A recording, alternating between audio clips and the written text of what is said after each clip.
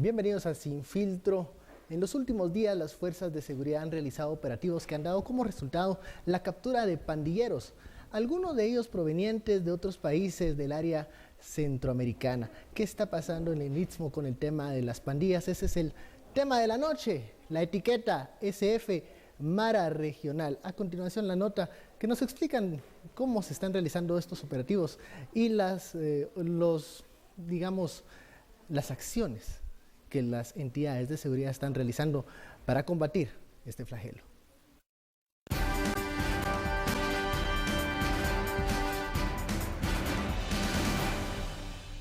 Como el líder de esta organización o quien coordina la mayoría de los ataques o los dirige es Kevin Javier Osoy Concuá, alias Liro Joker. Mientras los investigadores lograban esclarecer la explosión contra el bus extraurbano que circulaba del municipio de San José Pinula hacia Palencia y que cobró la vida de un pasajero y dejó varios heridos, el 2 de abril 4 responsables integrantes de la clica Vatos Locos fueron capturados. A partir del bombazo del bus, se estableció que otros integrantes de la estructura seguían operando en Guatemala y en el municipio de Misco, San José Pinula, Santa Catarina Pinula, Farejanes y la zona 14 capitalina. Que la clica descrita utiliza a menores de edad para la comisión de los hechos delictivos, que utiliza taxistas para poder transportar las armas de fuego y para llevar a cabo recepciones de dinero proveniente de las extorsiones. Han cometido homicidios en contra de clicas contrarias o por faltas que cometen sus mismos integrantes. Son organizaciones extremadamente traicioneras a lo interno. Eso es lo que espera cualquier ciudadano, cualquier niño que quiera integrar una de las pandillas. Lo único que puede esperar es traición de la misma. El Ministerio Público advierte a los criminales que están preparados con los equipos de inteligencia y atentos contra las acciones delincuenciales. Se han evitado al menos 8 ataques de homicidio, salvando por lo menos a 8 víctimas. Como finalidad, la clica Vatos Locos fue meter miedo a los transportistas para obligarlos al pago de la extorsión, entre 1,000 y 2,000 semanales. Por una Guatemala en paz, Suseli Contreras y Daniel Ramírez. Era la nota de Suseli Contreras de los operativos que se están realizando en contra de las pandillas. Damos la bienvenida a nuestros analistas, Daniel Hiring y Estuardo Zapeta. Muy buenas noches. Buenas noches. Las fuerzas de seguridad están haciendo lo propio, realizando operativos, pero al parecer en el tema de extorsiones, en el tema de las pandillas, el problema no solo se corta, sino crece, se vuelve a expandir. Y nos topamos con sorpresas como la de ayer, en donde en estos operativos se capturaron a unos cabecillas de la Mara Salvatrucha que estaban buscados en El Salvador. Las fronteras se borran en estos temas. ¿Y cuál es la visión que hay que tener de este problema a nivel regional? El Triángulo Norte, Daniel, sufre de estos mismos problemas. ¿Hay que atacarlos de una misma forma o verlos como un mismo fenómeno? Sí, como un mismo fenómeno en sentido general, sí, como una misma estructura organizativa, definitivamente no.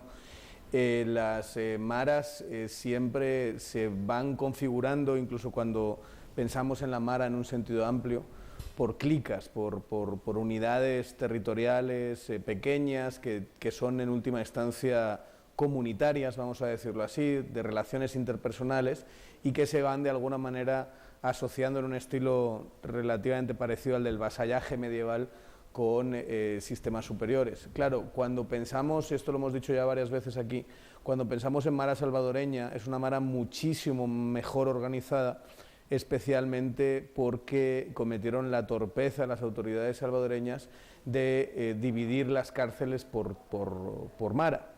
Y entonces eso permitió que se estructurasen, jerarquizasen de una forma mucho más sofisticada. Eso no parece algo muy lejano a los intentos que se han dado acá en Guatemala para querer controlar a las pandillas. Eso sí, pero no hemos tenido todavía una política de esta es la cárcel exclusivamente de esta Mara y esta es la cárcel exclusivamente de esta Mara, con la intención de que no se matasen dentro. Los separo, eso lo que hace es organizarlos mucho más. Pero decías antes, las fronteras en Guatemala no existen, o sea, es facilísimo cruzar la frontera y es normal que si está pasando lo que está pasando en El Salvador, parte de ese problema se vaya trasladando hacia Guatemala, o por lo menos esas pandillas intenten de alguna manera generar vínculos fuera de El Salvador, donde están sufriendo un acoso policial muy fuerte. Estuardo, el hecho de que se encuentren estos operativos cabecillas de la Mara Salvatrucha provenientes de El Salvador, de los más buscados en El Salvador, preocupa a los connacionales de la posibilidad o de la porosidad de esa frontera y de la capacidad que puedan tener estos delincuentes a venir a reestructurar las pandillas en Guatemala con una organización superior como la que tienen en El Salvador. Bueno, aquí estamos viendo ahorita algo que hemos explicado ya varias veces, ¿verdad? ¿Por qué el CEA, el Triángulo Norte, que es Honduras, El Salvador y Guatemala, se convierten entre las estrategias geopolíticas del Departamento de Estado de Estados Unidos, entre las regiones de mayor prioridad, entre las 5, en top 5 de las prioridades está esto, precisamente porque las maras pueden establecer, por ejemplo, vínculos con otro tipo de criminalidad, ¿verdad? No necesariamente narcotráfico. De hecho, el narcotráfico y maras son dos niveles de criminalidad diferenciados. A los narcotraficantes no les conviene tener maras, ¿verdad? Porque su naturaleza son muy diferentes, ¿verdad? Son muy diferentes, pero creo que estamos viendo aquí, estamos en un proceso punitivo, o sea que llegamos ya al castigo de un proceso que inició desde que son niños. Las maras tienen varias características que tenemos que tomar en cuenta. Primero, tienen un sistema propio de reclutamiento, un sistema propio de financiamiento, tienen un lenguaje que escaló, pero es propio de ellos, una iconografía, tienen una jerarquía, tienen territorio, tienen, en realidad, y los estamos tratando como simples grupos delincuenciales.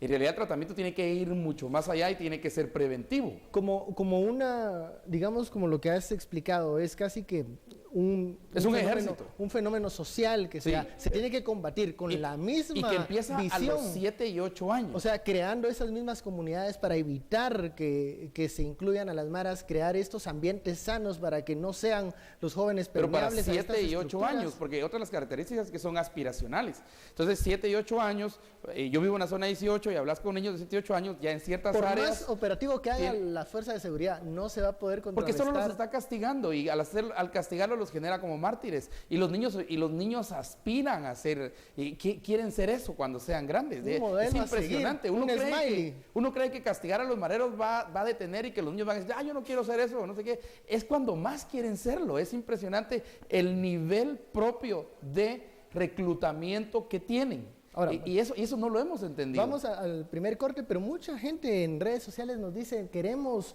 mano dura contra los pandilleros. Estuardo dice que eso no ayuda. No, esa es una política, pero cuando ya son pandilleros. Es una política muy mala. Mano dura es una política muy mala. Pero no estás llegando a los niños de 8 años. Pero esto ya está más que demostrado que la mano dura no funciona. Como mano dura no funciona. Ni aquí ni en El Salvador. Vamos al primer corte, vamos a seguir hablando de eso. Esperamos sus comentarios. ¿Qué opina de esta Mara Regional? SF Mara Regional. Volvemos luego de la pausa.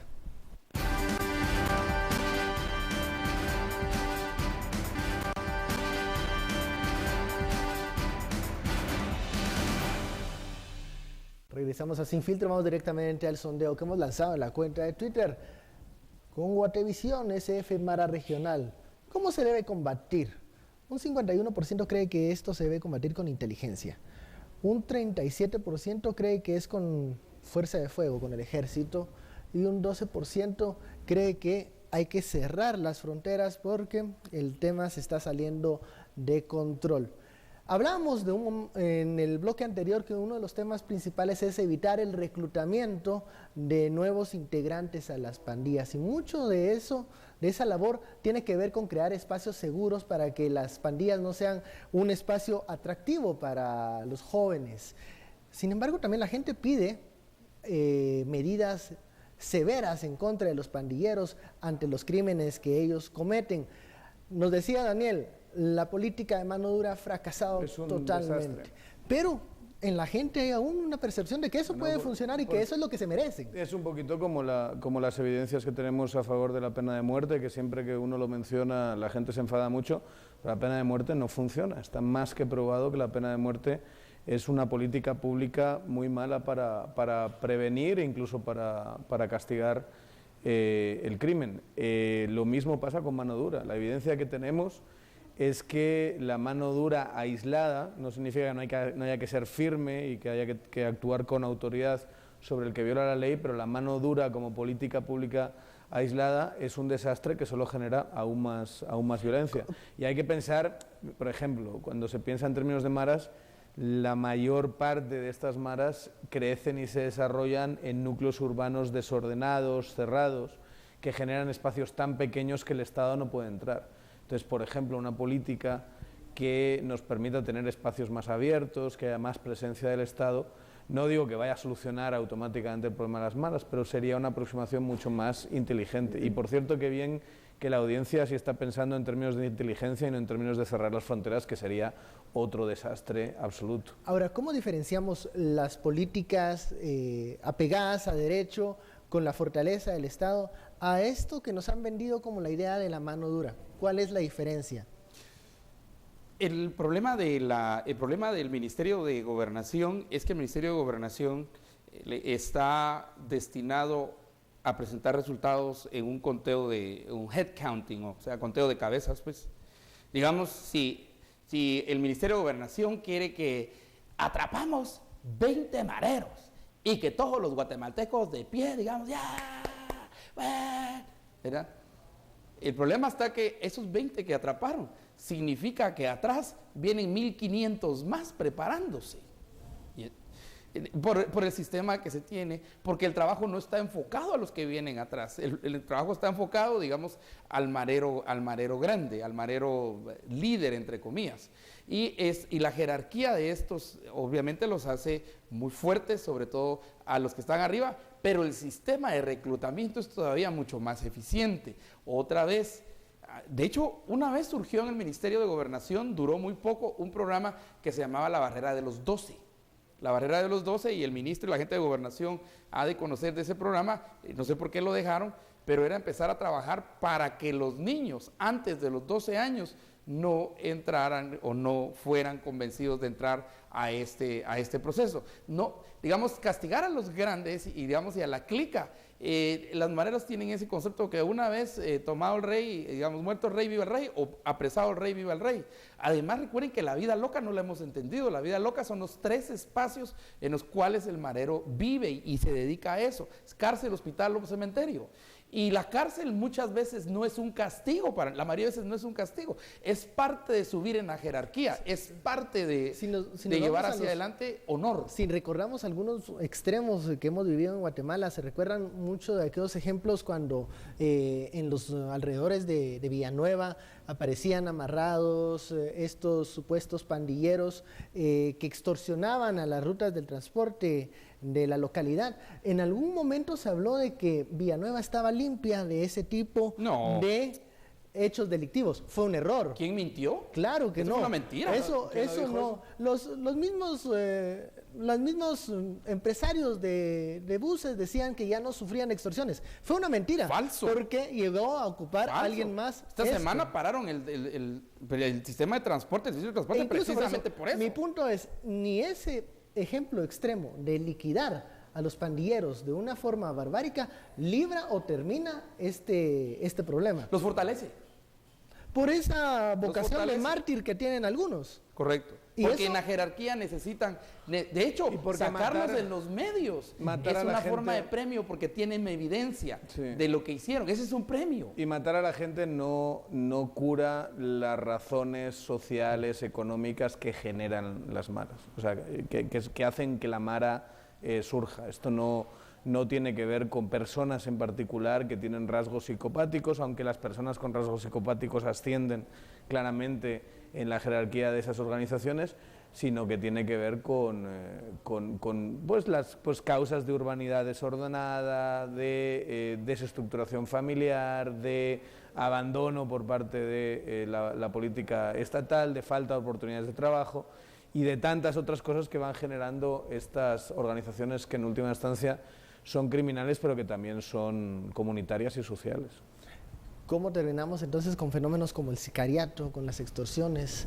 La gente pide poner un alto a ese tipo de de problemas, hay capturas. Sí, el sicariato puede ser de maras o puede no ser de maras. Claro, pero hay capturas, digamos, se están realizando operativos y han sido efectivos en ese sentido. Eso lo único que hace es aumentar las cifras de digamos, de logros del Ministerio de Gobernación. Pero no combate el problema. Otra vez, bueno, viene con niños, es un poco injusto decir que no combate en absoluto el problema. Claro que es una buena forma de combatir el problema, y en muchos casos no le puedes pedir al Ministerio de Gobernación que haga toda la política integral que hace falta para esto. Solo un ejemplo. Realmente gran parte de la violencia que se produce en núcleos urbanos tienen que ver con hombres jóvenes desocupados. Es decir, con hombres jóvenes que por condiciones de marginalidad no acceden al mercado laboral de una forma tan eficiente. Entonces, una política, que es una política de crecimiento económico fundamentalmente, ayudaría muchísimo a mitigar el papel que tienen las maras en estos lugares. Una política urbana como la que se ha estado planteando semanas atrás es una política que ayudaría mucho a generar espacios que facilitarían que el problema de las maras se mitigase. Y, por supuesto, una política de seguridad basada en inteligencia, en conocer, digamos, las organizaciones y en contacto con la comunidad, porque aquí es donde viven, en comunidades determinadas, no son un ejército al que se pueda combatir con otro ejército, también ayudarían a mitigar. Entonces tiene que haber muchísimas políticas involucradas, y dejarlo solo al Ministerio de Gobernación es un error. Es incluso algo injusto. Bueno, vamos a la segunda pausa de la noche. Regresamos con los comentarios que envían los usuarios de redes sociales con la etiqueta SF Mara Regional. Volvemos.